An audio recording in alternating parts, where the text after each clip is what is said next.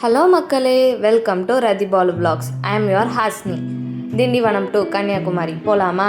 இங்கேருந்து ஸ்லீப்பர் பஸ்லேயே போயிட்டோம். அங்கே ரூம் ரீச் ஆகிட்டு ஃப்ரெஷ்அப் ஆகிட்டு விவேகானந்தர் பாறை பார்க்க போயிட்டோம்.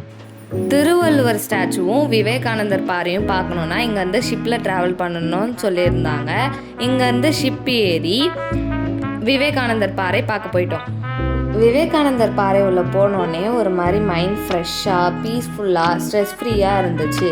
உள்ளே வீடியோலாம் நாட் அலவுடட் அப்படி சொல்லிட்டாங்க. அதனால் வெளியில் மட்டும் வீடியோ எடுத்துகிட்டு கிளாஸ் பிரிட்ஜை நம்ம தாண்டி தான் நம்ம திருவள்ளுவர் ஸ்டாச்சு போக முடியும்.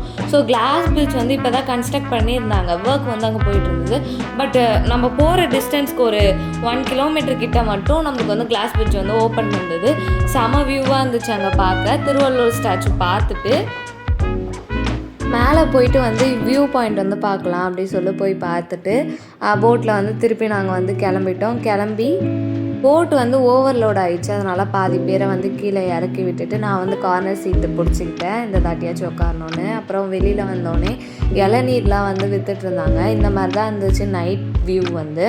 அங்கே நைட்டில் அங்கே போகக்கூடாது, கிளாஸ் பிரிட்ஜ் அதெல்லாம் போகக்கூடாதுன்னு எப்பயுமே இருக்கும் போல். நாங்கள் போன டைம்லேயும் அப்படி தான் இருந்துச்சு. பட் கிளாஸ் பிரிட்ஜ் செமையாக இருந்துச்சு பார்க்க. இங்கேருந்து திருச்செந்தூர் சாமியை பார்க்க போயாச்சு.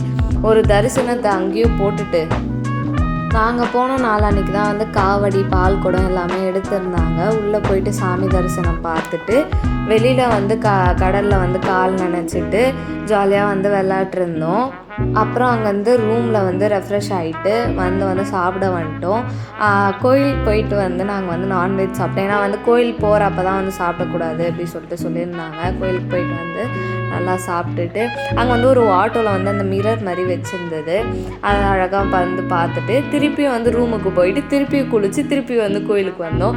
அங்கே ஒரு அழகான முருகர் அப்படியே ஆண்டி வேஷத்தில் வேஷம் போட்டிருந்தாங்க. பார்க்கவே ரொம்ப அழகாக இருந்துச்சு. அங்கே நாங்கள் போன அன்னைக்கா இல்லை என்னன்னு தெரியல, பட் தேர் இழுத்தாங்க. செமையாக சாமியை பார்த்துட்டு கிளம்பிட்டோம்.